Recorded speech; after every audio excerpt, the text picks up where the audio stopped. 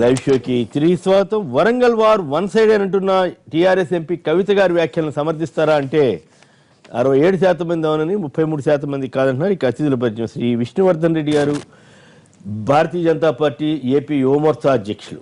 శ్రీ చంద్రశేఖర్ రెడ్డి గారు, TRS senior నేత, ఇబ్రహీంపట్నం నుంచి అసెంబ్లీకి పోటీ చేసినటువంటి ప్రముఖులు. శ్రీ పువ్వాడ అజయ్ కుమార్ గారు, కాంగ్రెస్ పార్టీ శాసనసభ్యులు, ఖమ్మం నియోజకవర్గానికి ప్రాతినిధ్యం వహిస్తున్న సీనియర్ నేత. ఇక వరంగల్ వార్ వన్ సైడేనా? కాంగ్రెస్ పార్టీ అతిరథ మహారాజుల్ని రంగంలో దించింది. కేసీఆర్, మోడీ ఇద్దరూ ప్రజల్ని మోసం చేస్తున్నారని, తెలంగాణ ఇద్దరు ఎంపీలతో వచ్చిందా అంటూ తెలంగాణ ఇచ్చింది సోనియా గాంధీ, రాహుల్ గాంధీ, మీరా కుమార్ అంటూ దిగ్విజయ్ సింగ్ గారు కానీ వీళ్ళంతా వ్యాఖ్యానిస్తే మీరా కుమార్ గారు కూడా గట్టిగా మాట్లాడారు. అతిరథ మహారాజులను తీసుకొచ్చి నిజంగానే కాంగ్రెస్ గత కొంతకాలం కొద్ది రోజుల క్రితం ఏర్పడిన ఇబ్బంది నుంచి బయటపడి గట్టి పోటీ ఇవ్వగలుగుతోందా లేదా? అజయ్ కుమార్ గారు ముందుగా మాట్లాడతారు. అజయ్ గారు చెప్పండి, ఏంటి అతిరథ మహారాజులను దించారు, మాజీ స్పీకర్ మీరా కుమార్ని కూడా తీసుకొచ్చారు, కేసీఆర్ని, మోడీని ఇద్దరిని కలిపి విమర్శిస్తా ఉన్నారు. ఎట్లా అంత కాన్ఫిడెన్స్ వచ్చిందా, కాన్ఫిడెన్స్ లేకే పైనుంచి తీసుకొచ్చారా? అంటే బేసికలీ ఒకనొక టైంలో మీకు కూడా గుర్తుండే ఉంటుంది, మీరా కుమార్ గారిని వరంగల్ లోక్సభ కూడా క్యాండిడేట్గా పోటీ చేయించాలనే ఒక ఆలోచన కూడా అప్పట్లో చేశారు. సరే, తర్వాత మళ్ళీ పైనుండి క్యాండిడేట్లను దిగుమతి చేసినట్లు ఉంటుందండి. అండ్ బేసిక్గా ఏంటంటే మీరా కుమార్ గారు ఆ క్రూషియల్ టైంలో స్పీకర్గా, లోక్సభ స్పీకర్గా ఉన్నప్పుడు మనం చూసే ఉంటాం, పెప్పర్ స్ప్రేల మధ్యలో పాపం దగ్గుకుంటూ కూడా అనేక సార్లు విజువల్స్ కూడా చూసాము. She took A bold decision to pass the Telangana bill. So దానికి సహకరించినందుకు, లేకపోతే ఆమె తీసుకున్న నిర్ణయం, సోనియా గాంధీ గారి దృఢమైన సంకల్పాన్ని నిజస్వరులు తీసుకొచ్చి ఆ రోజున లోక్సభలో బిల్ పాస్ చేయించడానికి ఒక క్రూషియల్ భూమికను పోషించారు. కాబట్టి ఆమెను ప్రచారంలో తీసుకురావడం అనేది యాప్ట్ అనేది కాంగ్రెస్ పార్టీ భావించింది, అంతే. సో దానికి పెద్దోళ్ళు రావటం, బీజేపీ నుంచి కూడా వస్తారు. జనరల్ ఎలక్షన్లోనే మరి మేము తెలంగాణ ఇచ్చామంటేనే జనం నమ్మలేదు కదా. ఇప్పుడు స్పీకర్ మీరా కుమార్ గారితో, మాజీ స్పీకర్ మీరా కుమార్ గారితో చెప్పిస్తే నమ్ముతారా? అంటే అప్పుడు కూడా అదే కదా మా వైఫల్యం. ఆ రోజున మేము, మా నాయకులు ఒప్పుకున్నారు, మేము కూడా ఒప్పుకున్నాం. తెలంగాణ తెచ్చింది మేము అనేది సరిగ్గా చెప్పుకోలేకపోవటం వల్లనే ఆ సమయంలో మేము జనరల్ ఎలక్షన్స్లో ఓడిపోయాం అనేది నిర్వివాదాంశం అనేక ప్లాట్ఫామ్స్లో కూడా చెప్పడం జరిగింది. సో ఆ తెలంగాణ తెచ్చిన విషయాన్ని ఆ రోజున కేసీఆర్ గారు ఎక్కువ కన్విన్స్ చేసుకోగలిగినారు కాబట్టి ఆయన్ని ప్రజలు నమ్మారు. సరే, వాట్ ఎవర్ రీజన్, ఆ రోజున 10 ఏళ్ళు కేంద్ర రాష్ట్ర ప్రభుత్వాల్లో కాంగ్రెస్ పార్టీ ఉండటం వల్ల కూడా కొంత యాంటీ ఇంక్యుమెన్సీ కూడా పనిచేసి ఉండొచ్చు. కానీ ఈ బై ఎలక్షన్లో ఎట్లయితే ఇప్పుడు బీజేపీకి కూడా పైనుంచి కేంద్ర మంత్రులు గంగారాం గారు వస్తున్నారు. సరే, టీఆర్ఎస్ అనేది ప్రాంతీయ పార్టీ కాబట్టి దాన్ని అధ్యక్షుడిగా కేసీఆర్ గారు వస్తారు. సో ఆబ్వియస్గా ఎన్నికల్లో వేడి పుట్టించడానికి అధినాయకత్వం పంపించే లీడర్స్ లో part of it Digvijay Singh గారు కానీ, లేకపోతే ఇద్దరు మోసం చేస్తున్నారా? మోడీ అండ్ కేసీఆర్ ఇద్దరు మోసం చేస్తున్నారని ఎట్లా అంటారు? అంటే దిస్ ఈజ్ ఐ థింక్ అది ఓన్లీ రిగార్డింగ్ పత్తి రైతులకు సంబంధించిన ఇష్యూలో స్పెసిఫిక్గా ఇప్పుడు చర్చ జరుగుతూ ఉంది. బేసిక్గా ఏంటంటే టీఆర్ఎస్ బీజేపీ మధ్యలో మాటల యుద్ధం నడుస్తూ ఉంది. ఏంటంటే పత్తికి మద్దతు ధర మీరు కల్పించట్లేదంటే బోనస్ మీరు ఇవ్వట్లేదు అని చెప్పి. సో ఆబ్వియస్గా ఈ బ్లేమ్ గేమ్ ఇద్దరు నడుపుతూ ఉన్నారు. యాక్చువల్గా ఇద్దరిది రెస్పాన్సిబిలిటీ. వాళ్ళు మద్దతు ధర కల్పించాల్సిన అవసరం ఉంది, సిసిఐ ద్వారా కొనుగోలు చేయించాల్సిన అవసరం కేంద్ర ప్రభుత్వానికి ఉంది. అట్లనే మద్దతు ధర లేనప్పుడు రాష్ట్ర ప్రభుత్వం బోనస్ ఇవ్వాల్సిన అవసరం రాష్ట్ర ప్రభుత్వానికి ఉందని చెప్పే ఉద్దేశం మీదనే మనం ఈ వ్యాఖ్య చేశారని చెప్పి నేను అనుకుంటా ఉన్నా.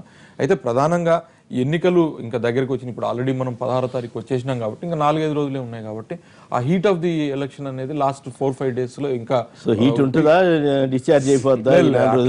అంటే వార్ వన్ సైడ్ అని కవిత గారు అంటున్నారు కదా. సరే, అది కూడా బ్లేమ్ గేమే. యాక్చువల్ గా వార్ వన్ సైడ్ అని వేరే పార్టీ ఎంపీ ఎవరన్నా ఉంటే దట్స్ ఏ డిఫరెంట్ ఇష్యూ. లేని టీఆర్ఎస్ ఎంపీ కాబట్టి, అది కూడా ముఖ్యమంత్రి గారి కుమార్తె కాబట్టి డెఫినెట్ గా వాళ్ళకి సంబంధించిన కార్యకర్తల్లో ఇది నింపడానికి, జోష్ నింపడానికి అట్లాంటి స్టేట్మెంట్లు వాళ్ళ సైడ్ నుంచి వస్తుంటాయి, ఇటు సైడ్ నుంచి ఇట్లాంటి స్టేట్మెంట్లు కూడా వస్తుంటాయి. కానీ ఏదైనా ఎలక్షన్ అన్న తర్వాత పార్టీలన్నీ కూడా అన్నిటి కాన్ఫిడెన్స్ లెవెల్ పెరిగిందా లేదా? డెఫినెట్గా మీరు అన్నట్టుగా ఏంటంటే ఆ రోజున రాజయ్య గారి వ్యవహారం వల్ల ఒక 2-3 రోజులు సెట్ బ్యాక్ ఉండింది. ఏం చేయాలి, ప్లస్ క్యాండిడేట్ మార్చుకోవటం, తర్వాత ఇతరత్ర ఏ పార్టీకి జరుగుద్ది, మా పార్టీకి కాదు ఏ పార్టీకి. మీరు చలన్ రూపాయి పెట్టారని కదా, మీరేమో చలన్ రూపాయి పెట్టారంట, ఆయనేమో బీజేపీ ఆయనేమో కొత్త డాలర్ అంట, వీళ్ళదేమో అసలైన రూపాయి అంట. నేనేమంటున్నానంటే, సరే ఇప్పుడు ఆ రకంగా చూస్తే కాంగ్రెస్ పార్టీ మన టీఆర్ఎస్ పార్టీలో చెల్లని రూపాయలు అనేకం, కాంగ్రెస్ పార్టీలో చెల్లని రూపాయలు అనేకం టీఆర్ఎస్ పార్టీలో పోయినాయి. మరి అట్లా అనుకుంటే ఆ ఓడిపోయిన చెల్లని రూపాయలకే ఇవాళ రోజున కేబినెట్ పదవులు ఇచ్చి నడిపించుకుంటున్న పరిస్థితి ఉంది టీఆర్ఎస్ ప్రభుత్వంలో. సో చెల్లని రూపాయలని, ఇక్కడ చెల్లని రూపాయలని మీరు తీసుకెళ్లి మీరు మరి దానికి ఏమంటే డాలర్లు అంటిస్తున్నారా, పాత డాలర్ అంటిస్తున్నారా, కొత్త రూపాయి అంటిస్తున్నారా, మీరే చెప్పాలి. ఎవరికి ఇచ్చారు? మా డి శ్రీనివాస్కి ఇవ్వలేదా? క్యాబినెట్ హోదా అంటున్నాను, క్యాబినెట్ హోదా. అలాంటి చెల్లని రూపాయలు చాలా ఉన్నాయి. చెల్లని రూపాయ మీ దగ్గర ఉన్నంత సేపు చెల్లిన రూపాయి అయినా అంటే మీరు ప్రాతిపదిక ఏంటి చెల్లని రూపాయని ఎందుకు అంటున్నారు? ఈయన్ని అంటే ఈయన ఓడిపోయాడనే కదా, సర్వే సత్యనారాయణ ఓడిపోయాడు కాబట్టి చెల్లని రూపాయి అంటున్నారు. సో అట్లనే అసలేని రూపాయి ఉందో అక్కడ ఉందని వెళ్ళేవాళ్ళంతా. డెఫినెట్ గా ఇప్పుడు అధికారంలో ఉన్నప్పుడు ఈ అధికార కాంక్షతో పోయేవాళ్ళు కొంతమందికి సంబంధించిన వ్యాఖ్యలు అవి. బట్ ఇది ఈ ఏదున్నా కూడా అక్కడ ఒక ప్రత్యేకమైన స్టేట్మెంట్ కూడా ఉంది. ఏంటంటే ఆయన అమెరికా నుంచి వచ్చాడు కాబట్టి ఆయన డాలర్ అనో, లేకపోతే ఈయన ఓడిపోయాడు కాబట్టి చెల్లని రూపాయి. డాలర్ నాకు డౌట్ వచ్చింది, రూపాయి కంటే డాలర్ విలువైంది కదా, డాలర్ కొత్త డాలర్ వచ్చిందంటే జనం అట్రాక్ట్ అవుతారేమో. అదే ఇప్పుడు మరి రూపాయి చెల్లదు కదా, డాలర్ అనేది అమెరికా చెల్లుతుంది, ఆ డాలర్ మన దగ్గర చెల్లదు. రూపాయలు ఇస్తారు కదా. Let me complete. మరి గతంలో అమెరికా నుంచి వచ్చి ఇక్కడికి వచ్చి ఇక్కడ పోటీ చేసి ఎవరూ అవసరం లేదు, కేసీఆర్ గారి కుటుంబ సభ్యుల నుంచి అంటే ఆయన ఉద్యమంలో పాల్గొన్న తర్వాత కదా పోటీ చేసింది. మొదటి రోజే రాంగా డైరెక్ట్ గా ఇంపోర్ట్ చేసి టికెట్ ఇవ్వలేదు కదా. It is the question of election కోసం వచ్చారు. It is the question of వారేమో దీంట్లో ఉద్యమంలో పాల్గొనేదానికి, తెలంగాణ తెచ్చేదానికి ఏదైతే మా యొక్క నాయకుడు కేసీఆర్ గారికి వారికి సపోర్టింగ్ గా వారు వచ్చారు తప్ప ఆ రోజు ఎలక్షన్ కండక్ట్ చేసిన రాలేదు సార్. ఆ తెలంగాణ సమాజం యావత్తు కూడా ఆ రోజున కేసీఆర్ గారు వెనకాల ఈ ఉద్యమంలో ఉన్నది. ఓకే సరే, ఆఫ్ కోర్స్ ఇండివిజువల్గా వారి కుటుంబ సభ్యులు వస్తే మనం దాన్ని తప్పుపట్టడానికి లేదు. కానీ మీరు వచ్చినప్పుడు మీరు కూడా అదే పరిస్థితుల్లో వచ్చారు. మీరు లేకపోతే మీరు లెట్ మీ కంప్లీట్ అన్న చెప్పండి తర్వాత. మీరు కూడా అదే పరిస్థితుల్లో వచ్చారు. ఎన్నికల్లో ప్రత్యర్థుల్ని సరే చులకన భావం చేయడానికి మీరు చేసే స్టేట్మెంట్లో ఇది అవ్వచ్చు. కానీ కాదుగా కేటీఆర్ ఇంకో సవాల్ విసిరారు. ఎస్, ముఖ్యమంత్రి స్థాయిలో మీలో ఎవరు లేరు కాంగ్రెస్ వాళ్ళు, నేను రాజీనామా చేస్తా ఓడిపోతే వరంగల్లో, మీరెవరు రాజీనామా చేస్తారు? జానారెడ్డి గారు చేస్తారా, ఉత్తమ్ కుమార్ రెడ్డి గారు చేస్తారా అని సవాల్ విసిరారు. దానికి ఏమైనా సమాధానం ఉందండి? నేనేమంటున్నానంటే ముఖ్యమంత్రి స్థాయిలో ఎవరు లేరు అనేది మీరెట్లా నిర్ణయం చేస్తారు? ప్రజలు నిర్ణయం చేస్తారు. ప్రజలు ఆ రోజున కాంగ్రెస్ పార్టీకి పట్టం కట్టినప్పుడు ముఖ్యమంత్రి ఎవరు అనేది ఆ రోజున డెఫినెట్ గా ముందే కూడా ప్రకటించవచ్చు. మేము ముందే కూడా ప్రకటించవచ్చు. కానీ ఇవాళ రోజున మీరు ఆ ఫ్రే నుంచి కేసీఆర్ గారిని తప్పించడానికి లేకపోతే ఒక్క నిమిషం, ఆ ఫ్రే నుంచి తప్పించడానికి కేసీఆర్ గారు లేకపోతే కేటీఆర్ గారు నేనేమన్నా తప్పకుండా ఎన్నికలు ముఖ్యమంత్రి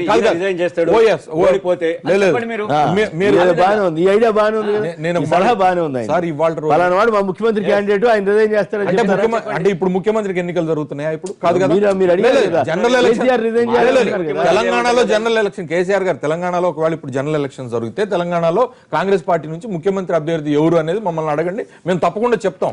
కానీ పార్టీ బాధ్యులుగా మీది ఎలక్షన్, మీ సిట్టింగ్ ఎలక్షన్, మీ ఎంపీ రిజైన్ చేసి ఇక్కడ ఉప ముఖ్యమంత్రి పదవి కోసం అని చెప్పి వచ్చినందువల్ల ఏర్పడిన ఎన్నికలు కాబట్టి మీకు అది పరీక్ష. ఒకవేళ ఓడిపోతే ఓకే లేదు, మీ ఫస్ట్ పరీక్ష వాళ్ళకి. వారు వన్ సైడా లేకపోతే టూ సైడా అనేది 4 రోజులు ఆగితే తెలుస్తుందిలే. కానీ సార్ గ్రౌండ్ రియాలిటీలో మా వాళ్ళు అనుకున్నంత చెప్పారు. పాపం ఒక్క నిమిషం మీరు మాట్లాడారు. ముందుగా ఖమ్మం నుంచి సత్యనారాయణ గారు లైన్లో ఉన్నారు. సత్యనారాయణ గారు చెప్పండి, మీ ఎమ్మెల్యే గారు ఇట్లా గట్టిగా చెబుతున్నారు, మీరేమంటారు? వారు వన్ సైడా కాదు? వాళ్ళు మాట్లాడుతూ చల్లని రూపాయి అని మాట్లాడుతున్నారండి. అవును, ఒకప్పుడు డి శ్రీనివాసుని కూడా ముఖ్యమంత్రి గారు చల్లని రూపాయి అన్నాడు. కేసీఆర్ గారు అన్నారా? అదే డి శ్రీనివాసుని తీసుకుపోయి క్యాబినెట్ వాళ్ళు అయితే కండాలు కప్పి పంపించారు, ఎక్కడ ఉండో ఆయన తెలియదు. ఓకే, అప్పుడు ముఖ్యమంత్రి కొడుకు కూడా అమెరికా నుంచే వచ్చిండు, మరి బిడ్డ కూడా అమెరికా నుంచే వచ్చిందండి. ఎక్కడో అయితే తెలంగాణ వాళ్ళే కదా పోటీ చేసింది. చల్లని రూపాయి ఏ పార్టీ మారినా కూడా చల్లని రూపాయే. అది ఏ పార్టీ మారినాళ్ళందరూ చల్లని రూపాయలేనా? అంతే. మరి ఇప్పుడు ఇక్కడ చల్లని రూపాయి అక్కడికి పోతే ఎట్లా చల్లుతుందండి? అంటే ఒకసారి కాదు ఒకసారి అక్కడ చల్లకపోతే ఇక్కడ చెల్లే అవకాశం ఉంటది కదా. ఎట్లుంటదండి? ఎట్లుంటది ఇప్పుడు పార్టీ రాజకీయాల్లో మారిన ఉంటుంది వాళ్ళందరికీ TRS ఎన్ని సత్రూపాయి రూపాయలు ఉంటుంది కానీ వచ్చింది? రాజకీయాల్లో ఉంటుంది. అట్లుండదండి, అది తప్పది. వాళ్ళు మాట్లాడతారు చెల్లని రూపాయి అనేది. అంతేనా? సత్యనారాయణ గారు, చెల్లని రూపాయి అనేది మా యొక్క కేటీఆర్ గారు ఏ కాంటెక్స్ట్ లో అన్నాడంటే, ఇప్పుడు రూపాయి అనేది రిజర్వ్ బ్యాంకులు ఉంటే ప్రజలకేం పనికిరాదు, అంతే కదా. రూపాయి అనేది ఎక్కడ ఉండాలి? ప్రజల దగ్గర ఉండాలి.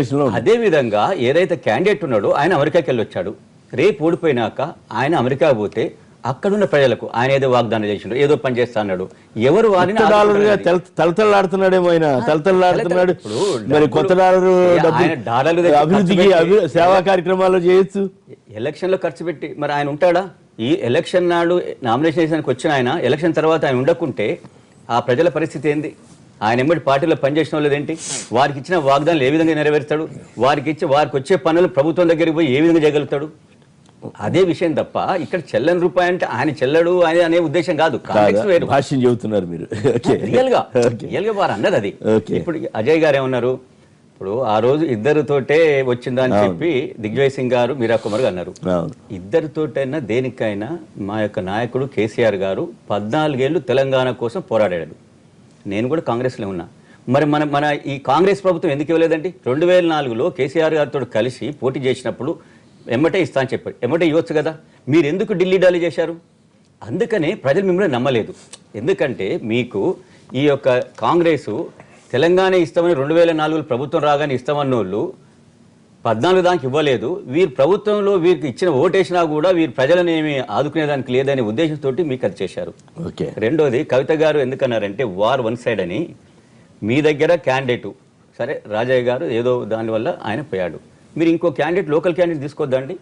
మీరు ఎందుకు అప్పుడే సర్వేసత్యాన్ని ఎందుకు తీసుకోలేదు? లోకల్ క్యాండిడేట్ కావాలని మీరు చేశారు. ఆయన తర్వాత లోకల్ క్యాండిడేట్ పెట్టుకోవచ్చు కదా. లోకల్ క్యాండిడేట్ మీరు లాగేశారు కదా. ఇప్పుడు లోకల్ మేము ఎందుకు లాగాము? వారే వచ్చేసారు. ప్రతాప్ బీజేపీ అంతకుముందు కాంటాక్ట్ చేసి ఆయన వచ్చి టీఆర్ఎస్ జాయిన్ అయ్యాడు. ఎవరు? మన ఇతను పరమేశ్వర్. సో వీరు కూడా అంతకుముందే వారు అన్నారు, నువ్వు నాకు ఇవ్వలేదు, మీరు ఈ విధంగా చేశారని చెప్పి ఆయన వచ్చాడు. అందుకని మీరు ఈ రోజు ఏమంటారు? మీరా కుమార్ గారు వీరందరూ వచ్చారు కదా, దిగ్విజయ్ సింగ్, వీరందరూ వచ్చినప్పుడు మీరు లోకల్ వాళ్ళు పెడితే ఏమైంది? మీకు సర్వీస్ సత్యనారాయణ కావాల్సి వచ్చిందా? కాబట్టి మీరు వార్ వన్ సైడ్ ఉంది. మీరు ఎంతమంది తీసుకొచ్చినా ఆ రోజే నమ్మలేదు ప్రజలు. ఈ రోజు ఎట్లా నమ్ముతారని మీరు అనుకుంటున్నారు? సోనియా గాంధీ, రాహుల్ గాంధీ వస్తేనే వాళ్ళే నమ్మలేదు. ఇప్పుడు మీరా కుమార్ గారు ఆ రోజు బిల్లు పెట్టదని చేసిండ్రు. వారి మీద తెలంగాణ ప్రజలకు ఎంతో గౌరవం ఉంది. వారిని గౌరవిస్తారు. మీరా కుమార్ ఇండిపెండెంట్ కాంటాక్ట్ చేయమండి, మా యొక్క టీఆర్ఎస్ వారికి సపోర్ట్ చేస్తుంది. అంతేనా? డెఫినెట్. సో ఇప్పుడు పోటీ చేయలేదు కాబట్టి మీరేం మాట్లాడి నడుస్తుంది. ఇప్పుడు కరీంనగర్ నుంచి అమరేందర్ గారు లైన్ లో ఉన్నారు. అమరేందర్ గారు నమస్కారం, మాట్లాడండి. కేసీఆర్ గారు గుడ్ మార్నింగ్ సార్. నమస్కారం అండి, మాట్లాడండి. వరంగల్ ఎలక్షన్స్ లో అప్పుడు జనరల్ ఎలక్షన్స్ లో తెలంగాణ ఇచ్చింది కాంగ్రెసే, ఇప్పుడు తెలంగాణ ఇచ్చింది కాంగ్రెసే. కానీ తెలంగాణ ఏదో ఇచ్చారనేది ముఖ్యం. కొమ్మినేని శ్రీనివాసరావు గారు ఏదో కన్సల్టేషన్స్ అని 5 years డిలే చేసి కొంతమంది చనిపోవడానికి, సూసైడ్ చేసుకోవడానికి రీజన్ కాంగ్రెస్ పార్టీయే. ఆబ్వియస్ గా వరంగల్లో రాత్రి కాంగ్రెస్ క్యాండిడేట్ వాళ్ళ ఇంట్లో 3 పిల్లలు, వాళ్ళ వైఫ్ సూసైడ్ చేసిన రోజు కాంగ్రెస్ ఓడిపోయింది అక్కడ. ఓడిపోయిందా? సో నాకు తెలిసి వాళ్ళు ట్రై చేసేది ఓన్లీ డిపాజిట్ దక్కించుకోవడానికి ట్రై చేస్తున్నారు. అందుకే మీరా కుమార్ గారు, దిగ్విజయ్ సింగ్, అందరూ వస్తున్నారు అనేది నా ఒపీనియన్. ఓకే, బీజేపీ పరిస్థితి ఎట్లా ఉంటది? బీజేపీ ఎట్లా ఉంటది అనుకుంటున్నారు? ఇప్పుడు నమ్మే పరిస్థితి లేదు, ఇంకా ముందు కూడా నమ్మబోరు కూడా. అదే నా ఒపీనియన్. నమ్మరు సార్. కాంగ్రెస్ అంటేనే స్కామ్ పార్టీ కదండి, ఇట్లా ఎట్లా నమ్ముతారు? ఇంకా కొత్త తెలంగాణలో ప్రజలు నమ్మే పరిస్థితే లేదు. బీజేపీని ఎందుకు నమ్మరు? బీజేపీ ఇప్పుడే గెటర్ అవుతుంది. బీజేపీకి స్టేట్ లీడర్స్ ఎవరు లేరు. కిషన్ రెడ్డి గారు అంటే కొంతమంది తెలుసు, అధ్యక్షుగా చేశారు కానీ ఆయనకు సబ్జెక్ట్ నాలెడ్జ్ సరిగా లేదు. పత్తి రైతులకి కరెక్ట్ మద్దతు ధర ఇవ్వలేకపోయారు. క్యాండిడేట్ కు వారు అంటారు అనమాట, లోకల్ పరిస్థితులు తెలియదు. ఒకసారి మీరు కూడా మాట్లాడిన తర్వాత చెప్పండి. మీరు కూడా కేంద్ర మంత్రుల్ని వాళ్ళని రంగంలో తీస్తున్నారు, కింద మీద పడుతున్నారు. ఏమన్నా మీరా కుమార్ గారు ఇద్దరు మోసం చేశారని ఇద్దరిని విమర్శిస్తున్నారు. అయితే మీరు వార్ వన్ సైడ్ అని మీరు ఏదో క్వశ్చన్ పెట్టారు. ఈ తెలంగాణకు సంబంధించినటువంటి నాకు తెలిసి క్యాబినెట్ కూడా వరంగల్లో జరిగేటట్లు ఉంది. అదేంటి అంటే మండలానికి ఒక మంత్రి, అదే. మండలానికి ఒక 2 ఎమ్మెల్యేలు, వాళ్ళు ఉన్న ఎంపీలు మొత్తం మండలానికి లేరు, కాన్స్టిట్యున్సీకి ఉన్నారు, మండలానికి లేరు. ఆయన ఒప్పుకుంటున్నాడు. కాన్స్టిట్యున్సీ ఉన్నారండి, తప్పే ఉందండి. అవును. ఎలక్షన్ అన్నప్పుడు తప్పక పోయి గెలవాలి, గెలిస్తేనే కదా. ఒక్క నిమిషం, వారు వన్ సైడ్ ఉన్నప్పుడు మంత్రులు ఎందుకు, ముఖ్యమంత్రి ఎందుకు, ఇంతమంది మాల్బలం ఎందుకు? వన్ సైడ్ అన్నవాడు తెలంగాణలో కూర్చొని, హైదరాబాద్లో కూర్చొని వేరే సమస్యల గురించి మాట్లాడొచ్చు కదా. వరంగల్ ఎన్నికలకు మొత్తం మంత్రులు ఎమ్మెల్యేలు అందరూ పోవాల్సిన అవసరం లేదు. అంటే టీఆర్ఎస్ నువ్వు మాట్లాడేదో మాట్లాడలేదు, అసలు మాట్లాడి నువ్వు మధ్యలో నేను మాట్లాడి అంటున్నా. ఫస్ట్ నేను మాట్లాడిన తర్వాత నేను మాట్లాడిన తర్వాత మాట్లాడాలి. మధ్యలో అసలు 10 నిమిషాలన్న లైవ్ విష్ణు మాట్లాడు.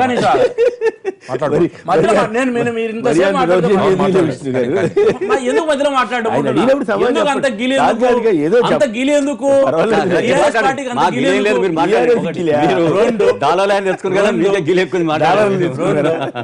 మరి ఇదే కేటీఆర్ గారు రాత్రి తీసుకొచ్చి తెలంగాణ నాయకత్వం మీద, టీఆర్ఎస్ పార్టీ మీద రుద్దినప్పుడు డాలర్ల గురించి, లేకపోతే అమెరికా నుంచి వచ్చినటువంటి లీడర్షిప్ గురించి టీఆర్ఎస్ పార్టీకి గుర్తులేదా? లేదా ఇట్లా కాంగ్రెస్ పార్టీని వదిలి టీఆర్ఎస్ పార్టీకి వచ్చి ఉద్యమం కోసం పనిచేసినటువంటి వీళ్ళందరూ ఏం కాలేదే? ఈరోజు కేసీఆర్ గారి కూతురు ఎంపీ, కొడుకు మినిస్టరు, అల్లుడు మినిస్టరు, కేసీఆర్ గారు ఎంపీ. మరి ఈ టీఆర్ఎస్ పార్టీలో ప్రజాస్వామ్యం గురించి మాట్లాడేటువంటి వ్యక్తులు వీళ్ళు నిజంగా ఒక దళితుడు వేరే ప్రాంతం నుంచి వస్తే ఎందుకు అంత ఓర్చుకోలేకపోతుంది టీఆర్ఎస్ పార్టీ? 2 తెలంగాణ ఉద్యమ సమయంలో కుమ్మినేని గారు తెలంగాణ ఉద్యమ సమయంలో అనేక మంది ఎన్ఆర్ఐస్ అక్కడి నుంచి సపోర్ట్ చేశారు. టీఆర్ఎస్ పార్టీ ఎన్ఆర్ఐస్ విభాగం పెట్టింది. దానికి టీఆర్ఎస్ ఎన్ఆర్ఐ విభాగానికి కవిత గారు ఈ మధ్య అధికారంలోకి వచ్చిన తర్వాత కూడా అమెరికాకు పోయి పెద్ద ఉపన్యాసాలు చెప్పారు. తెలంగాణ నమస్తే తెలంగాణ పత్రికలో బ్యానర్ రైటింగ్ లో పెట్టారు. టీఆర్ఎస్ మంత్రులు పోయారు, వచ్చినటువంటి వ్యక్తులు. అంటే తెలంగాణ సమాజం పోయి ఒక దళితుడు ఎవరు పోయి వేరే దేశాల్లో కానీ వేరే ప్రాంతాల్లో కానీ ఉండవద్దా, అభివృద్ధి చెందొద్దా, అది కోరుకుంటున్నారా తెలంగాణ టీఆర్ఎస్ పార్టీ? 2 దేవయ్య గారి గురించి మాట్లాడుతున్నారు, ఆయన వేరే ప్రాంతం నుంచి వచ్చినాడు అనేటువంటిది. అతను ఎంపీగా కంటెస్ట్ చేయకముందు వరంగల్లో అన్ఎంప్లాయ్ యూత్కు అనేక గ్రామాల్లో సర్వీస్ చేసినది వాస్తవం కాదంటారా? ఇదే ముఖ్యమంత్రి గారు దేవయ్య గారి గురించి వేరే సందర్భంలో పొగిడినటువంటిది వాస్తవం కాదంటారా? ఎన్నికల పోటీ పెట్టక ముందు అతను స్వచ్ఛందంగా అనేక కార్యక్రమాలు పాల్గొన్నాడు. అక్కడ ఒక సాఫ్ట్వేర్ కంపెనీని స్టాప్ చేసేదని ప్రయత్నం చేశాడని. రాజకీయాలకు సంబంధం లేకుండా. కాబట్టి మనం ఎన్నికల్లో పోటీ చేస్తేనే ఒక వ్యక్తి చెడ్డోడా అని, ఎన్నికల్లో పోటీ చేయకుండా మంచోడంటే బీహార్లో బీహారియా బాహరియా అని గొడవ అవుతుంది కదా. ఇప్పుడు మేము చేతులు కాల్చుకున్న పని టీఆర్ఎస్ చేద్దని చెప్తున్నా.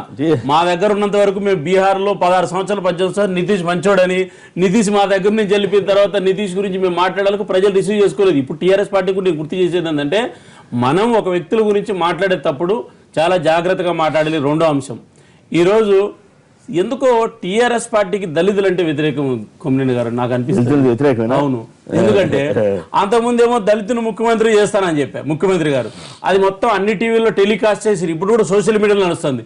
ఇప్పటి వరకు ఆ దళితులు ముఖ్యమంత్రి గురించి మాట్లాడాల. 2 ఈరోజు ఎన్నికలు ఎందుకు వచ్చినాయి కొమ్మినేని గారు అక్కడ? అంటే కేసీఆర్ గారికి మదిలో ఏమొస్తే రాజీనామా చేయిస్తారు, ఎన్నికలు పెడతారు. ప్రజాస్వామ్యం మీద, ఎన్నికల సంఘం మీద, లేకపోతే ప్రజాధనం మీద విశ్వాసం లేదు, విలువ లేదు. మరి మీరు అడ్డగోలుగా ఎన్నికలు తీసుకొచ్చి బలవంతంగా వరంగల్లో ఎన్నికలు రుద్ది అందరి మీద ఈరోజు మళ్ళా మేము సవాల్ ఇస్తున్నాము. వారు వన్ సైడు అంటే వీళ్ళకు ఒక విశ్వాసం ఉంది, అధికారం చేతిలో ఉంది, మొత్తం అధికార యంత్రాంగానంతా వీళ్ళు గుప్పిట్లో పెట్టుకున్నారు. అంటే వీళ్ళు ఇప్పుడే ఎన్నికల ముందే డిక్లేర్ చేస్తున్నారు. అంటే అధికార దుర్వినియోగాన్ని టీఆర్ఎస్ పార్టీ వరంగల్లో ఏ స్థాయిలో దుర్వినియోగం చేస్తుందనేటువంటిది వాళ్ళు ఇస్తున్న అహంకార పూరితమైనటువంటి వ్యాఖ్యలు ఏవైతే ఉన్నాయో అదే ఉదాహరణ. ఇప్పుడైనా వరంగల్ ప్రజలు అహంకారపూరిత మీరు ఆ మాట అన్నారు కాబట్టి నేను అడగాల్సి వస్తుంది. మీ మిత్రపక్షం రేవంత్ రెడ్డి గారు మరీ అంత తీవ్రంగా తప్పు. రేవంత్ రెడ్డి గారు కూడా రాజకీయ విమర్శ ఎన్నైనా చేయొచ్చు, కానీ కేసీఆర్ గారి కుటుంబం పట్ల ఈ రోజు పత్రికల్లో వచ్చినటువంటి వ్యాఖ్యలు నిజంగా రేవంత్ రెడ్డి మాట్లాడింటే ఆయన ఉపసంహరించుకోవాలా. ఆయన ఒక ప్రజాప్రతినిధి, ఆయన భవిష్యత్తున్నటువంటి నాయకుడు. ప్రచారం చేసుకుంటున్నారు, అది వేరే విషయం. ఇది మా పార్టీ అభిప్రాయం కాదు, నేను వ్యక్తిగతంగా నాకు రేవంత్ రెడ్డి గారు నాకు చాలా దగ్గర. రేవంత్ రెడ్డి గారు అంటే నాకు అభిమానము. మాలాంటి వాళ్ళు అనేక మంది యువ నాయకులు ఆయన కూడా. అంటే ఈ రకమైనటువంటి వ్యాఖ్యలు ఆయనకు నష్టం కలిగిస్తాయని చెప్పి నేను భావిస్తున్నాను. కేసీఆర్ గారి కుటుంబాన్ని వీరేం అనేటప్పుడు దళితులకు ఎగనెస్ట్ టీఆర్ఎస్ అన్నారు. వీరే బీజేపీని ఒక దళిత ప్రెసిడెంట్ను ₹1,00,000 తీసుకుని తీసి అవతల పడేసి ఆయన చావుకు కారణమైనరు. అలాంటి వాళ్ళు వీరు చెప్తారా దళితులకు బాధని. దీనికి దానికి దళితులు లక్ష రూపాయలు తీసుకుంటే ఎవరండి? పెట్టుకోవచ్చా? వారు చెప్పండి, అన్నారు. దళితులు లక్ష రూపాయలు తీసుకున్నాడని ఈయన అన్నారు. చెప్తున్నాడు. అది తెలియదు. పెట్టుకోవచ్చా అంటున్నాను నేను. మీరు పేపర్లో వచ్చింది, అది ఏమి ప్రూవ్ అయిందో తెలియదు అని మీరు తీసేసి ఒక ప్రెసిడెంట్ ను మీరు దళితుని గురించి మాట్లాడతారు. మీరు ఓకే మీరు ముఖ్యమంత్రి చేస్తానన్న విషయం గురించి ఒకసారి చెప్పండి సార్. నర్సయ్య గారు మీరు ప్రెసిడెంట్ ఇన్స్పిరేషన్ కదా. ఈసీఐఎల్ నుంచి నర్సయ్య గారు లైన్ లో ఉన్నారు. నర్సయ్య గారు నమస్కారం, మాట్లాడండి. నమస్తే సార్. నమస్తే, మాట్లాడండి.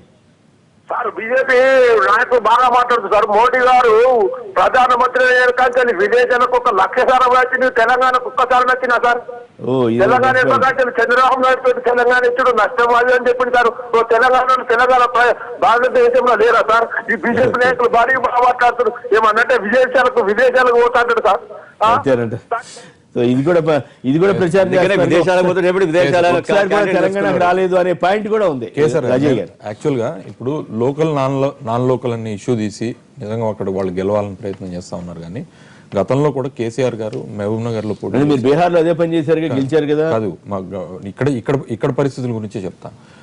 కేసీఆర్ గారే మహబూబ్ నగర్ లో పోటీ చేశారు ఎంపీగా, కేసీఆర్ గారే కరీంనగర్ లో పోటీ చేశారు. అంటే ఆయన ఒక ప్రాంతానికి ఒక ఊరికి పరిమితం చేస్తారా? అంత పెద్ద నాయకుడిని కూడా అట్లా అనుకుంటే ఇప్పుడు వినోద్ గారు ఉన్నారు, కరీంనగర్ ఎంపీ గారు ఉన్నారు. ఆయన వరంగల్ డిస్ట్రిక్ట్ ఆయన వరంగల్ డిస్ట్రిక్ట్ ఆయన కరీంనగర్ ఎంపీగా పోటీ చేసి గెలిపించారు. కొండా విశ్వేశ్వరరెడ్డి గారు రంగారెడ్డి జిల్లా ఆయన మొన్న మెదక్ దాని నుంచి మీరు లోకల్ నాన్ లోకల్ ఇష్యూ అంటే మీకు అవసరం వచ్చినప్పుడు మీరు ఎక్కడైనా పోటీ చేసుకోవచ్చు. ఇవాళ రోజున ఆ ఒక్క ఇష్యూతో అంటే లోకల్ మిగతా ఇష్యూస్ అట్లా కాదు పోయినాయి. మీరు అట్లా కాదు కాంగ్రెస్ సంబంధించి చాలా మంది పోటీదారులు వచ్చారు కదా, వస్తే ఎందుకు మీరు అట్లా కాదు. మేము యాక్చువల్ గా లోకల్ నాన్ లోకల్ అనే ఇష్యూ మీదనే ఈ ఎలక్షన్ జరగట్లేదు. మీరు దయచేసి మీరు మమ్మల్ని మాట్లాడండి, మీరు మాట్లాడు పూర్తిగా మేము క్వైట్గా ఉంటాం. నేనేమన్నానంటే ఈ ఎన్నికలు ఎందుకు వచ్చినాయి? ఫస్ట్ ఆఫ్ ఆల్ ఇందాక సోదరుడు విష్ణు ప్రశ్నించారు. అప్పుడు అంతకు ముందు డిప్యూటీ చీఫ్ మినిస్టర్ ఉన్న రాజయ్య గారు ఆయన అవినీతికి పాల్పడాడని, ఆయన మీద తప్పుడు ఆరోపణలు చేసి ఆయన్ని గుంజి ఆయనకున్న ఉప ముఖ్యమంత్రి పదవిని కడియం శ్రీహరి గారికి కట్టబెట్టడం కోసం అని చెప్పి చేసిన పరిణామాల ద్వారా ఆయన ఎమ్మెల్సీకి పోవటం వల్ల ఇవాళ ఎంపీ ఎలక్షన్స్ వచ్చినాయి. అదే డిప్యూటీ చీఫ్ మినిస్టర్ గా ఆ రోజు పనిచేసిన రాజయ్య గారు ఏం తప్పు చేశారనే తర్వాత ఎప్పుడు చెప్పలేదు, దాని మీద ఏ విచారణ జరగలేదు. అంటే ఆయన్ని ఆ రోజున బలిపసం చేశారు. ఆ కారణంతో నీ కేబినెట్ లో నువ్వు చేసుకోవాల్సిన సమీకరణాల కోసమని ఇవాళ ఈ ఉప ఎన్నికలు వచ్చినాయి తప్పితే ప్రజల అవసరాల కోసమో లేదా ప్రజలు కోరుకున్న ఎన్నికలైతే ఇవి కావు అనేది నిర్వివాదాంశం. దీంట్లోంచి బయటపడాలా. ఇప్పుడు సంవత్సరంన్నర రైతులు ఆత్మహత్యలు చేసుకున్నారు. వన్ సైడ్ అయితే చెప్పులు ఎందుకు పడతాయి సార్? మీకు ఎన్నికలు ఒకవేళ సమర్థిస్తారా? ఏమండి చెప్పులేయడానికి సమర్థించండి. నేనేమంటానంటే అది ఆ విషయం మీద ఒకవేళ చర్చ పెడితే నేను డెఫినెట్ గా దాని మీద నా స్టాండ్ ఏంటనే చెప్తా. కానీ పర్వాలేదు, ఇంపార్టెంట్ ఇష్యూస్ ఎన్నిక ఎవరైనా సరే ఉందాక ప్రవర్తించాల్సిందే ఆ రకంగా. కానీ మీకు వన్ సైడెడ్ ఉన్నప్పుడు మీరు వార్తలు చూస్తూనే ఉన్నారు. మీరు కూడా ప్రజల నుంచి వ్యతిరేకత వస్తూ ఉంది, ప్రజలు ప్రశ్నిస్తూ ఉన్నారు, మంచినీళ్ళ కోసం ప్రశ్నిస్తూ ఉన్నారు, పింఛన్ల కోసం ప్రశ్నిస్తూ ఉన్నారు, మద్దతు ధర కోసం ప్రశ్నిస్తూ ఉన్నారు, పంటలకు గిట్టుబాటు ధర లేదని ప్రశ్నిస్తూ ఉన్నారు. మీరే మనుషులు పంపించి చేయిస్తున్నారు. అంటే మేము మనుషులు పంపించి చేసేటట్టయితే ఒక టీవీలో బాజాబ్ చూపించారు. వాళ్ళ గులాల రంగు పూసుకొని పాపం వాళ్ళ ఎన్నికల ప్రచారంలో వాళ్ళు తెచ్చుకున్న మనుషులే లాస్ట్ కి రివర్స్ అయ్యి వాళ్ళ మీదనే ప్రశ్నించిన పరిస్థితులు ఉన్నాయి. లేవు అంటే ఇవి ఒకవేళ నేను కాదు అంటే చెప్పండి. నేను ఒకవేళ కాంగ్రెస్ జెండాలు పట్టుకోను లేకపోతే కాంగ్రెస్ కార్యకర్తలు అయితే మీరు రైతునే లోపలేసి కొట్టిస్తున్నారు. ఇవాళ వరకు వానికి బెయిల్ రాకుండా ఉంది. అట్లాంటిది మీరు కాంగ్రెస్ కార్యకర్తలను వదిలిపెడతారా? మేము కనుక ఒకవేళ మీ దాంట్లోకి వస్తే ఇవాళ మీ చేతిలో అధికారం ఉంది కాబట్టి ఆ అధికారాన్ని అడ్డం పెట్టుకుని మీరు ఒకవేళ వన్ సైడెడ్ చేసుకోవాలంటే చేసుకోవచ్చు. కానీ ఇవాళ పరిస్థితి అట్లా లేదు, గ్రౌండ్ రియాలిటీ అట్లా లేదు. దయచేసి మా మిత్రుడికి కూడా నేను చెప్పేది ఒకటే, పాపం కాంగ్రెస్ పార్టీలో ఉండి ఆయన సరే టీఆర్ఎస్లోకి వెళ్ళారు, అలాంటి ఉద్యమం కోసం తెలంగాణ కోసం వెళ్ళారు. మీకు న్యాయం జరగట్లేదు, ఎవరికి న్యాయం జరగట్లేదు. ఇవాళ తెలంగాణ కోసం నిజంగా పనిచేసిన వాళ్ళు ఎంతమంది ఉన్నారు క్యాబినెట్ లో? అందులో మీరు ఆలోచించండి. వాళ్ళ రోజున మీలాంటి వాళ్ళు కూడా కాంగ్రెస్ ని తిడితే ఎట్లా? అల్టిమేట్ గా తెలంగాణ ఇచ్చింది కాంగ్రెస్, తెలంగాణ తెచ్చింది కాంగ్రెస్, తెలంగాణ కోసం ఎంత కష్టపడ్డది కాంగ్రెస్, బలైపోయింది కూడా కాంగ్రెస్. కనీసం మీరు ఇప్పుడన్నా సింపతి చూపించకపోతే ఎట్లా? కాంగ్రెస్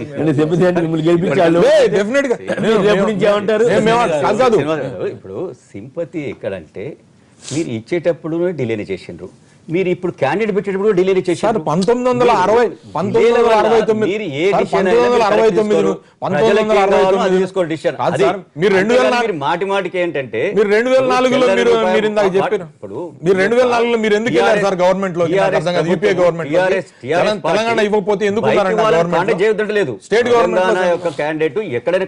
కానీ ఇక్కడ ఏంటంటే మీరు ఒక ఆయననేమో బీజేపీ వాళ్ళు డాలర్ అతన్ని అంటే ఆయన ఇక్కడ ఉంటే బాగానే ఉంటుంది, ఆయన అక్కడే ఉంటాడు, ఆయన ఎక్కువ కాలం ఉండేది అక్కడ, దాని గురించి అన్నారు. ఇక్కడ కూడా వరంగల్లో మీరు అంతకుముందు మాజీ ఎంపీ గారిని పెట్టారు, ఆయన పోయినాక లోకల్ ఆయన తీసుకోవాలి కదా సార్. వరంగల్ ఎంత దూరం ఉంది సార్?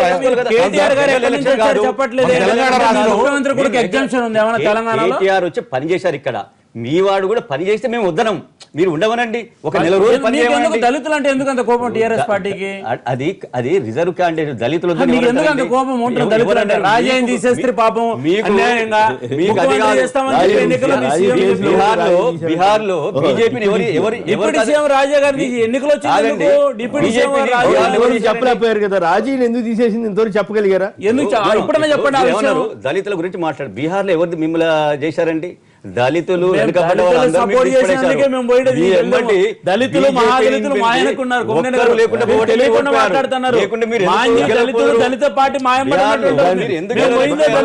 మాంజీ ఒకడే వచ్చాడు కానీ మాంజీ రామవాసం ఒకటి గెలవలా, గెలుస్తారు.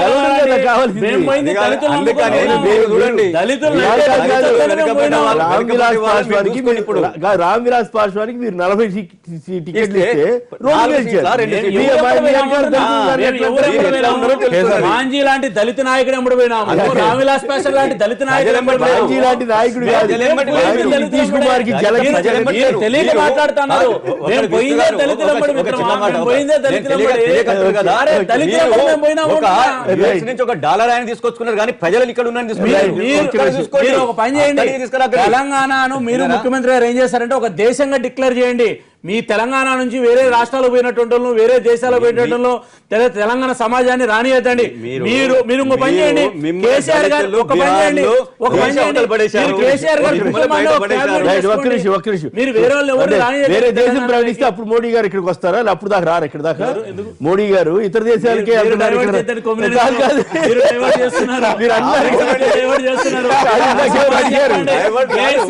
దళితులను ముఖ్యమంత్రి చేశారని ఎందుకు చేయలేదు? రాజయ్యను ఉప ముఖ్యమంత్రిగా ఎందుకు తీసేశారు?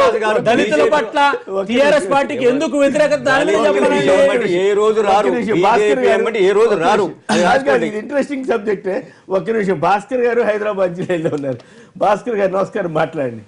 సార్ నమస్కారం సార్, అక్కడ ఉన్న పెద్దలందరికీ నమస్కారం. నమస్కారం, మాట్లాడండి. ఇక్కడ ఈ రోజు చర్చ ఏంటంటే మన బీజేపీ వాళ్ళు వచ్చి దళితులని టిఆర్ఎస్ గవర్నమెంట్ అంత మన అంత బాగా చూడదు, వాళ్ళని కొద్దిగా అణచివేస్తున్నట్టు మన విష్ణు గారు మాట్లాడుతూ ఉన్నారు.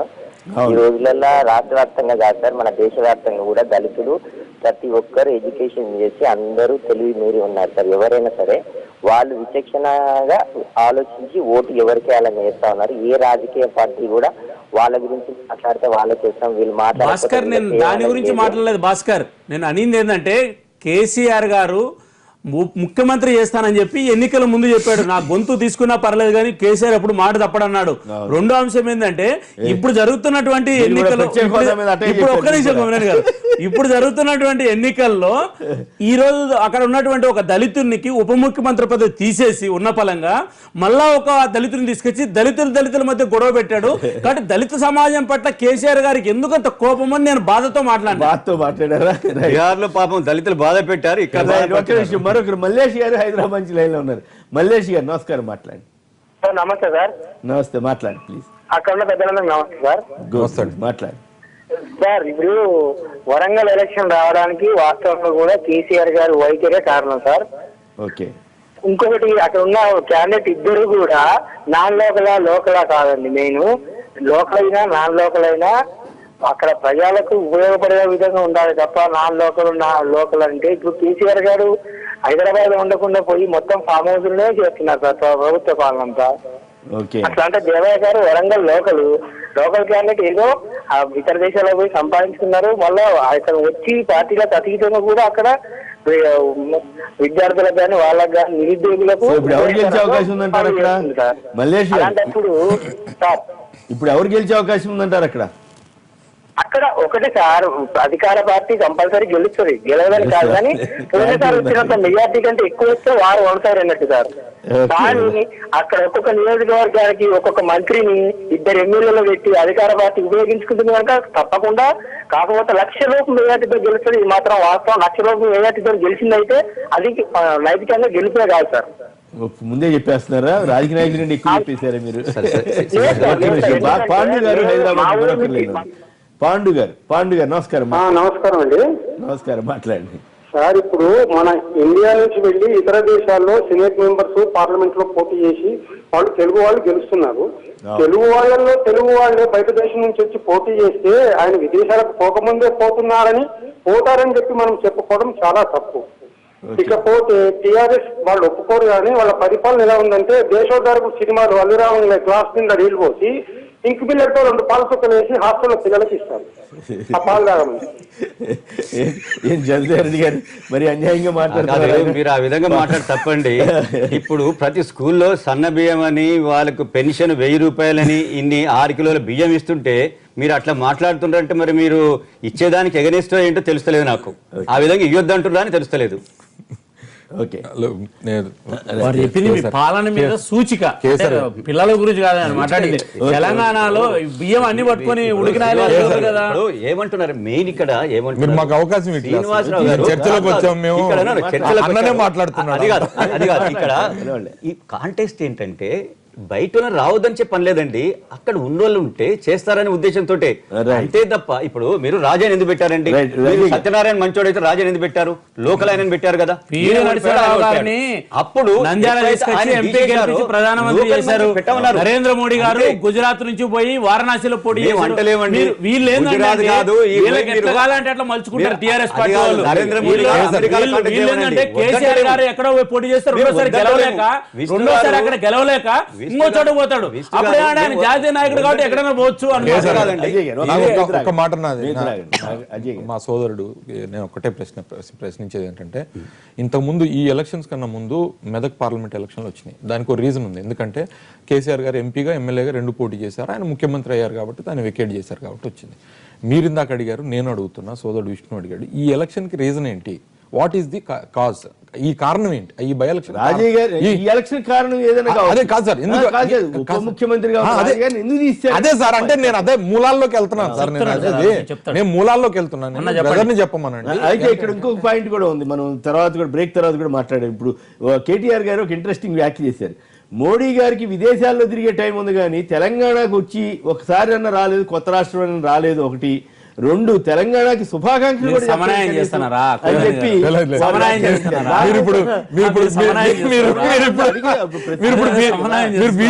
చర్చ మళ్లించడానికి కేఎస్ఆర్ గారు మేము అడిగిన ప్రశ్నకి సమాధానం రావాలి. బ్రేక్ తీసుకున్న తర్వాత దీని మీద చర్చ పెట్టి దాని మీద సమగ్రంగా చేద్దాం. రెండింటి మీద మాట్లాడారు.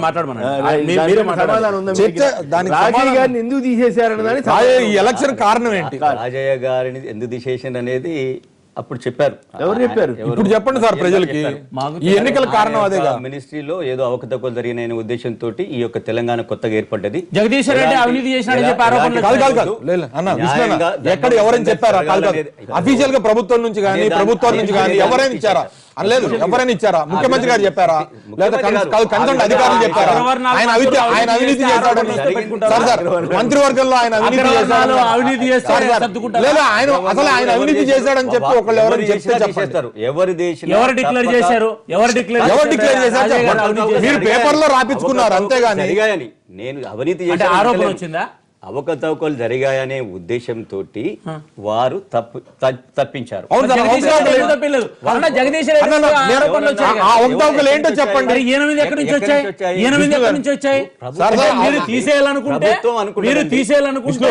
విష్ణు ఒక నిమిషం. ఈ అవకతవకల్లో ప్రభుత్వ ఖజానాకి ఎంత నష్టం వచ్చింది? ఏ అవకతవకలు ఆ డిపార్ట్మెంట్ లో ఏ దానికి ప్రజాధనం దుర్వినియోగం అయింది అయితే లేదు అవబోయింది అవి చెప్పాలి కదా. ప్రభుత్వం మీద బాధ్యత ఉంది కదా. చెప్తాం. ఇప్పుడు కాంగ్రెస్ ప్రభుత్వం కొన్ని ప్రాజెక్టులు చేపట్టిందండి. దాంట్లో అవకతవకలు అంటే ఎట్లా? ప్రజాధనం దుర్వినియోగం కాలేదు, ఒక కాంట్రాక్ట్ ఇచ్చింది. దానివల్ల ఎలాంటి సదుపాయం వాటర్ రాదు, ఇరిగేషన్ కాదు.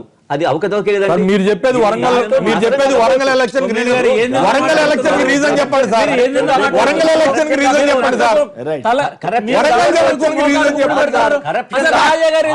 అది వరంగల్ ఎలక్షన్ రీజన్ చెప్పండి అంటే రాజయ్య గారు ముఖ్యమంత్రి ఏమన్నా దొంగ సంతకాల మీద పెట్టమంటే సంతకాలు పెట్టలేదా, లేదా రాజయ్య గారు ముఖ్యమంత్రిగా చెప్పిన విషయాలు వినలేదా, లేదా ఒకవేళ రాజయ్య గారి మీద ఆరోపణలు వస్తే జగదీష్ రెడ్డిని ఎందుకు తీసేయలేదు, జగదీష్ రెడ్డి అగ్రవర్ణాలకు సంబంధించిన వ్యక్తి కాబట్టి తీసేయలేదా, రాజయ్య గారు దళితుడు కాబట్టి తీసేశారా? మీరు చెప్పండి, దాన్ని చెప్పమండి.